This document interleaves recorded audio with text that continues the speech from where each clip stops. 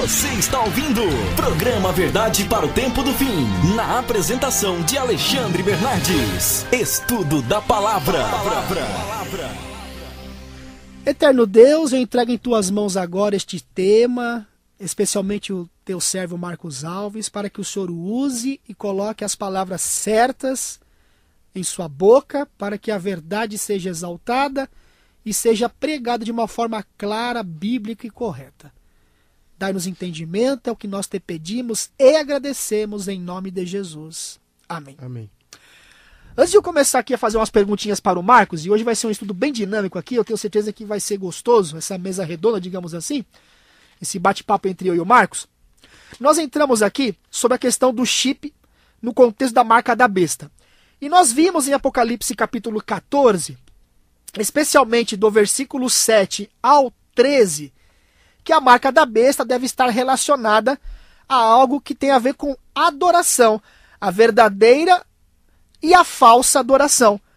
Descartando então a questão do chip como sendo a marca da besta, mas algo como sendo de repente alguma coisa que virá para controlar as pessoas dentro de um contexto de nova ordem mundial e marca da besta. Por que a marca da besta tem a ver com adoração? E aí nós vamos entrar no tema então. Porque se você ler Apocalipse 14, do versículo 7 em diante, você verá que um grupo é exortado a adorar a Deus como Criador. Tá certo? Como Criador. E o outro grupo, ele recebe a marca da besta e adora a sua imagem. Então a marca da besta deve estar relacionada à adoração. Outra coisa também, a segunda besta, que é o que vamos estudar a partir de agora, aqui de forma bem objetiva, ela que vai impor a marca da besta, ou seja, da primeira besta. Boa tarde, Marcos Alves. Boa tarde, Alexandre. Vamos começar com o verso 11. Verso 11. Ou vamos já está falando no verso 17, que fala a respeito da marca da besta? Vamos começar desde o começo, acho que é melhor, né? Eu gostaria só de chamar a atenção para o querido ouvinte, que na eventualidade nós não conseguimos tratar deste assunto, domingo que vem nós podemos estar falando alguma coisa, porém, quando eu tiver a nova oportunidade que terei no auditório de voltar a falar sobre esses temas escatológicos, muitas coisas que o tempo não vai permitir falar na rádio, nós estaremos ali estudando a palavra de Deus e descobrindo, interpretando as escrituras com as escrituras, o que realmente isso quer dizer. A palavra de Deus ali em Apocalipse capítulo 13, versículo 11, Alexandre, nos diz o seguinte: vi ainda outra besta emergir da terra, possuía 2 chifres, parecendo cordeiro, mas falava como dragão. O emergir da terra, ao contrário da besta que sobe do mar em profecia, águas, representa povos, nações e línguas. Isso quer indicar o quê? Que em um território anteriormente desocupado, vai crescendo gradualmente, pacificamente, o quê?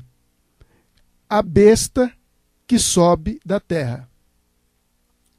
Ela não poderia surgir entre as nacionalidades da populosa e agitada Europa, ou Velho Mundo, que é um mar turbulento de povos e multidões e nações e línguas.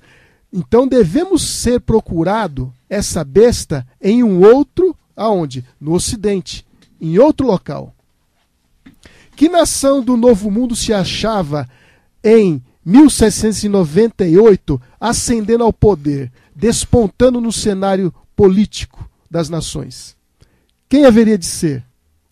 Sem sombra de dúvidas, a nação que haveria de se levantar era os Estados Unidos da América do Norte. Reiteradas vezes, ao descreverem a origem e o crescimento desta nação, oradores e escritores têm emitido inconscientemente o mesmo pensamento e quase que empregado as mesmas palavras do escritor sagrado. A besta foi vista subir da terra. E segundo os tradutores, a palavra aqui traduzida subir significa literalmente crescer ou brotar como uma planta. Uma planta, ao nascer, faz barulho? Não. É silenciosamente, paulatinamente. E como vimos a nação que deveria surgir em território previamente desocupado, escritor preeminente descrevendo a origem dos Estados Unidos fala do mistério de sua procedência do nada. Outro escritor, semelhantemente, diz o seguinte: semelhando a semente silenciosa, desenvolvemos-nos em império. O jornal europeu de 1850 assim se refere aos Estados Unidos como um império maravilhoso que estava emergindo e no silêncio da terra aumentando diariamente seu poder e orgulho. The Dublin National, Edward Everett, em discurso sobre os peregrinos. Então, ao verificarmos esses detalhes aí, nós sabemos o quê? Se a primeira besta que sobe do mar, que alguns imaginam que essa besta vai surgir, que é o anticristo, que vai surgir no hipotético período de tribulação, que eu volto falso profeta. Falso profeta, que eu volto a repetir, isso não é doutrina oriunda da reforma, não é doutrina oriundo da herança protestante que temos, mas é oriundo do jesuitismo, que buscando confundir as mentes, buscando apresentar, trazer o vinho de Babilônia para o seio do protestantismo, trouxe essa confusão e essa interpretação equivocada que hoje é vendida, falada em seminários, vendidas em livros e DVDs e por aí vai. Os dois chifres parecendo cordeiro. Notemos, o texto diz que os chifres dela é que parecem com os chifres de um cordeiro. E o que indica isto? Isto indica o quê? A juventude, inocência e brandura. Por outro lado também, é uma referência ao quê? Ao republicanismo e protestantismo que foi adotado pelos Estados Unidos da América. E o que é mais importante ainda é o quê? Que a nação que foi escolhida como um abrigo da perseguição religiosa que os pais peregrinos estavam fugindo, agora com o desenrolar da profecia, está se tornando paulatinamente no quê? Na segunda besta que sobe da terra. A primeira besta possuía 10 chifres. Interessante que essa possui 2. E a primeira possuía diademas sobre as suas pontas ou chifres, coroas no caso, não é? Exato. E estes 2 chifres, ao contrário do de 10, não possuem coroas. Muito bem, isso indicando o quê? Por um outro lado, a primeira besta era assentada e apoiada pelas monarquias, usava o braço dos monarcas para perseguir os fiéis crentes na Bíblia. E por outro lado, a outra besta, ela tem um chifre semelhante ao de um cordeiro, querendo indicar o quê? É uma imitação barata de quê? De Jesus. Isso nós vamos ter a oportunidade no decorrer do estudo de verificar essas questões. Porém, ela falava como dragão. Os chifres semelhantes aos do cordeiro e a voz do dragão, deste símbolo, indicam uma contradição flagrante. O que vem ser a fala do dragão? A fala de uma nação são o quê? São através dos seus atos, que são promulgados através de leis, e também pela aplicação da lei, que é através do poder judiciário. E por estes atos, esta nação irá desmentir os princípios liberais e pacíficos que estabeleceu como fundamento de sua política. A predição de falar como dragão e exercer todo o poder da primeira besta claramente anuncia o desenvolvimento do espírito de intolerância e perseguição que manifestaram as nações representadas pelo dragão e pela besta semelhante ao leopardo. Perseguição, cruel, tortura, morte. Se não aceitar, morre. Isso daí as pessoas podem achar que é difícil, numa época evoluída como a nossa, temos iPod, temos banda larga, temos TV de plasma, 3D, você está aqui no Brasil, pode falar via telefone com uma pessoa em qualquer lugar do mundo, parece que a democracia hoje está avançando e ninguém consegue imaginar que isso possa ocorrer. Mero engano.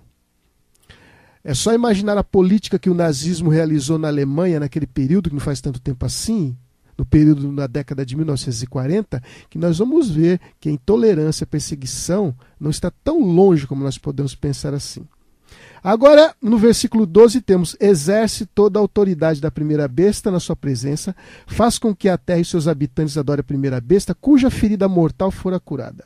Versículo 13, temos: também opera grandes sinais, de maneira que até fogo do céu faz descer a terra diante dos homens. Opera grandes sinais. Essa palavra grandes sinais vem da palavra grega semeion, que significa milagres. É uma imitação dos milagres operados por Deus. Milagres e prodígios, no passado, era uma forma de Deus confirmar que as pessoas que ele havia enviado realmente tinham sido enviadas por ele. E era uma forma pelos quais os homens de Deus provavam que a causa que eles estavam pleiteando era de Deus. A segunda besta quer dar a impressão de que está trabalhando em prol do trabalho de Deus. O diabo jamais, em tempo algum, ele faz o trabalho dele, se não for um trabalho disfarçado, um trabalho mascarado, como se fosse um trabalho partindo de Deus. Ele sabe da má fama que ele tem. Ele conhece, ele sabe que as pessoas sabem qual é o caráter dele. Porém, ele trabalha o quê? Enganando, mentindo, se disfarçando. A questão de cair fogo do céu, nós podemos ver na Bíblia, em 2 Reis, capítulo 1, versículo 10 e versículo 12, o seguinte. Elias, nós temos as citações. Elias, porém, respondeu ao capitão de 50, se eu sou homem de Deus, desça fogo do céu e te consuma, a ti os teus 50. Então o fogo desceu do céu e consumiu a ele e os seus 50.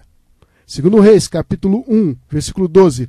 Respondeu Elias e disse-lhe, se eu sou homem de Deus, desça fogo do céu e te consuma a ti e aos teus 50. Podemos notar aqui que Elias diz, se eu sou homem de Deus, vai descer fogo do céu e vai consumir a você. Não só a você, mas aqueles que contigo estão. E é isso a tática que usa a segunda besta. Ela faz prodígios para parecer que representa um poder, a autoridade de Deus, para enganar. E em 2 Crônicas, capítulo 7, versículo 1, temos o quê? Tendo Salomão acabado de orar, desceu fogo do céu e consumiu o holocausto e os sacrifícios, e a glória do Senhor encheu a terra. Então vemos aqui que isso daqui é uma paródia.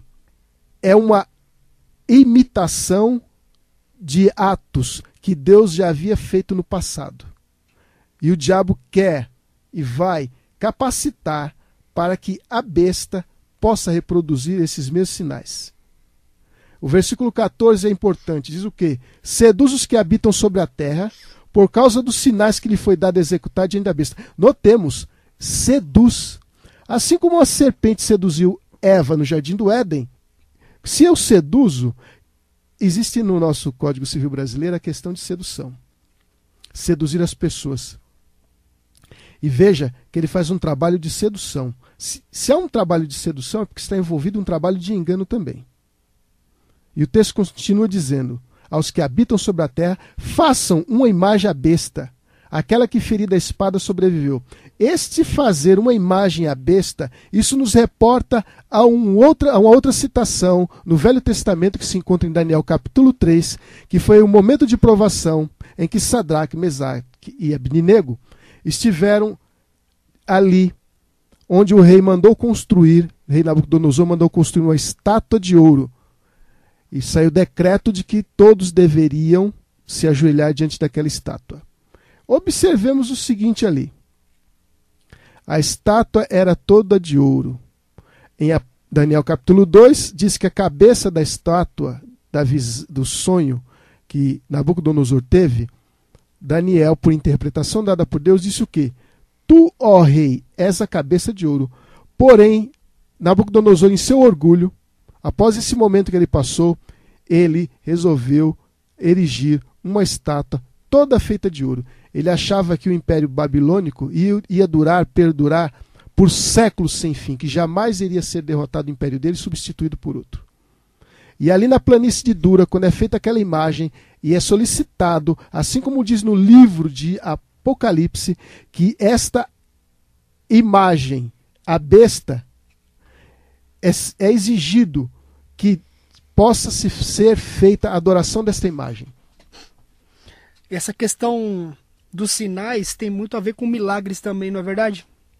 Milagres, exatamente. Numa época de crise moral, crise religiosa, crise econômica, Satanás começa a trabalhar através de milagres, e as instituições protestantes, inclusive começando lá nos Estados Unidos, com o fim de melhorar a sociedade, começam a pedir ao Estado, né, para que legisle leis religiosas, achando que isso vai melhorar a sociedade. Você tem alguma notícia sobre isso? De algo que já tem, digamos assim, tomado corpo lá na América? Sim. Sabe de alguma coisa? As pessoas têm imaginado que, segundo nos Estados Unidos, há uma separação entre religião e Estado, mas isso daí é uma interpretação muito simplista, porque as coisas não andam dessa maneira como as pessoas acham. Como são leis de homens, pode mudar a qualquer momento. Uhum. E hoje existe movimentação muito grande nos Estados Unidos, inclusive para a obrigação, chamadas as leis azuis, para a instituição de uma lei dominical nos Estados Unidos. Há alguns locais que o comércio não abre no dia de domingo, que é uma forma de forçar as pessoas a observar. É interessante, né? Isso vai nos levar justamente em Apocalipse capítulo 17, a questão da coerção. Ali tem uma citação ali interessante, que a marca da besta ela é colocada sobre a fronte e sobre a mão. Veja, ou sobre a fronte, ou melhor dizendo, sobre a testa, ou sobre a mão. Por que essa diferença? Se o camarada não receber na fronte, então ele receberá na mão. Se ele receber na mão, ele não receberá na fronte. Mas isso daí nós vamos analisar em breve. É o seguinte... fazendo a imagem da besta... É uma imagem literal isso aqui? Não é uma imagem literal. A questão aqui não está envolvendo a questão literal. Porque se formos imaginar porque o texto diz o seguinte, que no versículo 15, que foi dado comunicar fôlego à imagem da besta. Foi-lhe dado dar fôlego. Uma imagem de escultura não é. Não é um computador gigante que está na Suécia. Não é nada de que nós possamos imaginar. É simplesmente o quê? Vou dizer, a fim de formarem os Estados Unidos uma imagem da besta, o poder religioso deve a tal ponto dirigir o governo civil que a autoridade do Estado também seja empregada pela igreja para realizar seus próprios fins. Uma imagem vai ser uma imagem hierárquica de Roma. O que Roma fez no passado, Roma papal, esta imagem irá realizar no futuro, dentro em breve. Então, no caso, o Roma papal, como nós estudamos, inclusive, anteriormente, que vimos que realmente ali a besta que sobe do mar se cumpre com Roma papal, ela era unida ao Estado e por isso havia perseguições por motivos de religião. Exatamente. Então, a segunda besta faz uma imagem à primeira, ou seja, ela fica igual à primeira. Exatamente. Porque exerce o mesmo caráter da primeira. Por isso que ela surge como um cordeiro, ou seja, liberdade religiosa, e passa a falar como um dragão. Exatamente. Pelos atos da nação, ela vai falar como dragão e vai coagir a que se obedeça aos atos dela. No caso, então, as igrejas protestantes, porque o berço americano é protestante, no momento de caos, eles vão agora recorrer ao Estado por leis religiosas, achando que vão melhorar a sociedade. É interessante quando nós falamos em protestantes, era um movimento protestante, foi um apelido que foi dado pela coragem que os protestantes no passado tinham de expor os erros de Babilônia, do papado babilônico. Porém, hoje, não existe mais esta coragem, muito pelo contrário. Através de alianças ecumênicas, o protestantismo, algumas igrejas protestantes estão voltando e ficando embaixo das asas da grande mãe, Babilônia, conforme registra em Apocalipse capítulo 17, versículo 5. E é apenas o quê? O cumprimento da profecia. A profecia não vai falhar. Ali o texto é claro. Babilônia, mistério, Babilônia grande, a mãe das meretrizes da terra. Se a mãe é o papado, quem são suas filhas?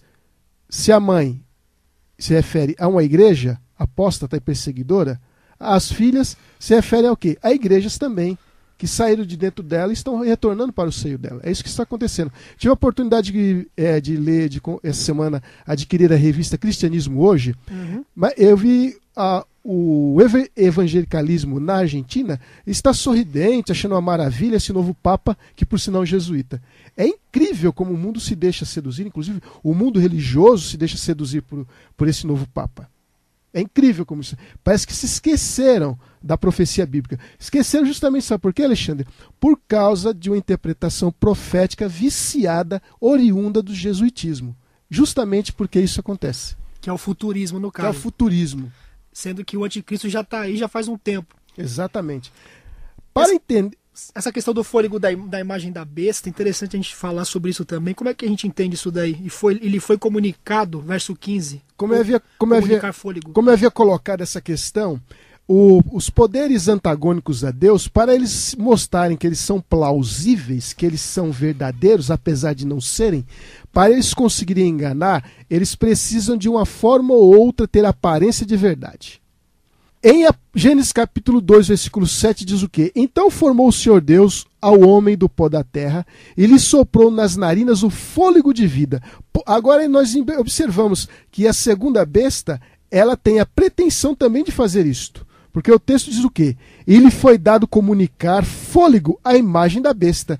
Então a forma deles escamotearem, mostrarem que todos os atos deles, por terríveis que possam parecer, são atos que Deus está autorizando para que eles realizem. Eles fazem o trabalho de Deus, mas eles fazem o trabalho de Deus, mas pega a chancela do nome de Deus para fazer atos que não são aprovados por Deus. É como eu disse, o diabo nunca faz nada colocando o nome dele. E mesmo quando ele coloca o nome dele, como tem grupo satanista, ele promete que vai vencer a grande batalha contra Deus, ele promete. E muitos satanistas acreditam nessa mentira. E esse fôlego aqui tem a ver também, principalmente, com a questão da fala da nação, né? Porque a Constituição americana hoje, por exemplo, diz que há separação entre a igreja e o Estado. Por isso que a besta surge como um cordeiro.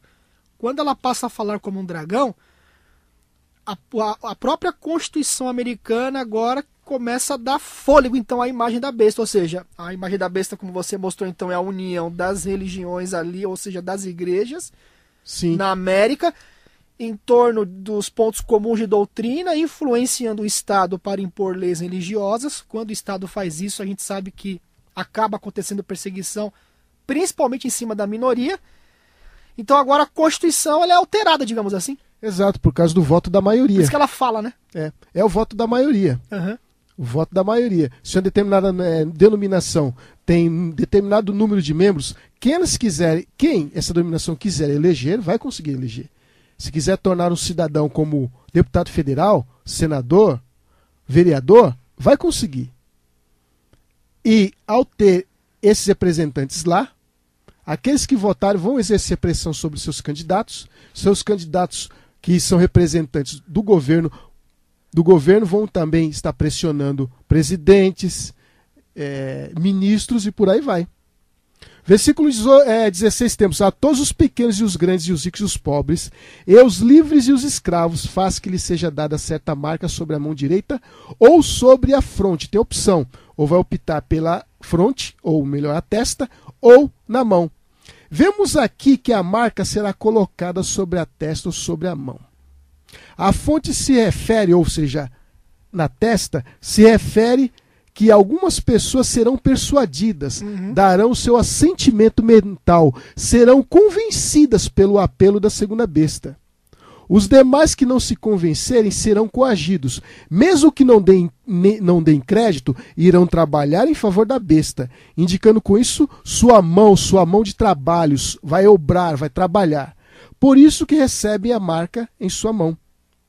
E o verso 17 tem o quê? Para que ninguém possa comprar ou vender, senão aquele que tem a marca, o nome da besta. A marca da besta, o erro e a mentira, que vão parecer plausíveis, precisam ser acompanhados de uma certa dose de verdade, como já tenho repetido. E é nisso que se apoiam os falsos ensinos. No capítulo 13, em especial, vemos uma série de contrastes. Temos uma descrição daquilo que podemos chamar de a trindade satânica, a trindade formada pelo diabo. E gostaria de mostrar alguns exemplos disto. O dragão, ou seja, o diabo, ele quer fazer as vezes de Deus o Pai. Notemos, Apocalipse 13, versículo 2 diz: e deu-lhe o dragão o seu poder e o seu trono e grande autoridade. Apocalipse 2, versículo 13: conheço o lugar em que habitas, onde está o trono de Satanás. Então vemos que Satanás tem um trono. Deus também tem um trono. Em Apocalipse capítulo 4, até o versículo 5, temos o quê? 4:4 de Apocalipse, temos ao redor do trono, há também 24 tronos e assentados nele, 24 anciãos vestidos de branco. Versículo 5, do trono saem relâmpagos, vozes e trovões, e diante do trono ardem 7 tochas de fogo, que são 7 Espíritos de Deus. O dragão também tem grande autoridade. Apocalipse 3, versículo 2, e deu-lhe o dragão o seu poder, o seu trono e grande autoridade. Em Mateus versículo 20, veja só, o dragão tem uma autoridade, e essa autoridade ele delega para a besta que sobe do mar. Em Mateus 28, versículo 18, Jesus disse o quê? Jesus, aproximando-se, falou-lhes, dizendo: toda autoridade me foi dada no céu e na terra. Então vemos aqui que é uma paródia. Temos mais. A besta do mar, ela imita o trabalho de Jesus, que é o Deus o Filho. Vejam só, vi emergir do mar, ou seja, das águas, uma besta. Quando Jesus batizou, temos registro em Lucas 3:21, e aconteceu que ao ser todo o povo batizado, também o foi Jesus. E Jesus, ao iniciar o seu ministério, saiu do quê? Saiu das águas. A besta, ao realizar o seu trabalho, ela sai da onde? Das águas, sai do mar. Apocalipse 13, versículo 3. A besta quer imitar a maneira a morte de Jesus. Então viu uma de suas cabeças como golpeada de morte. E o que é que temos em Apocalipse 5, versículo 6? Então vi no meio do trono e dos 4 seres viventes, e entre os anciãos de pé, um cordeiro como tendo sido morto. E a ferida mortal da besta que é curada é uma paródia da ressurreição de Jesus. Agora também temos um detalhe. A besta que sobe da terra procura imitar o trabalho do Espírito Santo. Leiamos em Apocalipse 13, um exemplo apenas. Temos: a todos os pequenos e os grandes, e os ricos e os pobres, e os livres e os escravos, faz que lhes seja dada certa marca sobre a mão direita ou sobre a fronte. Isso é um selamento. Em Efésios 4, versículo 30, temos o quê? E não entristeçais o Espírito de Deus, no qual fostes selados para o dia da redenção. Então temos o selo do Espírito Santo. A besta também tem o seu selo e aplica sobre os seus seguidores. Vemos, portanto, que postular que o sinal da besta seja um chip sugere que o selo de Deus seja uma outra espécie de componente eletrônico. Exatamente. Uma válvula, um transistor, um resistor. Por favor, gente, não tem sentido isso daí. Embora, como eu já venha dizendo aqui, não sei se você concorda, o chip pode ser usado para controle. É como um grande GPS para te Exatamente. encontrar, mas não que isso seja a marca da besta. Agora, você, por exemplo, aceitaria esse chip no seu corpo? Eu não. Eu também não. Os camaradas já vasculham você pelo sinal do celular, a bateria tá ligada, já te acha, imagina com um chip implantado. Mas até aqui, então, a gente vê que a marca da besta, então, tem a ver com esse contexto realmente de adoração. Isso. Adoração a um poder ou a outro poder. Uma questão que você colocou aí de Apocalipse capítulo 14, versículo 6 e versículo 7. Em específico, o versículo 7, ali está indicando o sinal de Deus. Basta apenas você pegar a sua Bíblia e se orientar por ela. Semana que vem você vai falar disso. Isso, vamos adentrar nessa questão também semana que vem.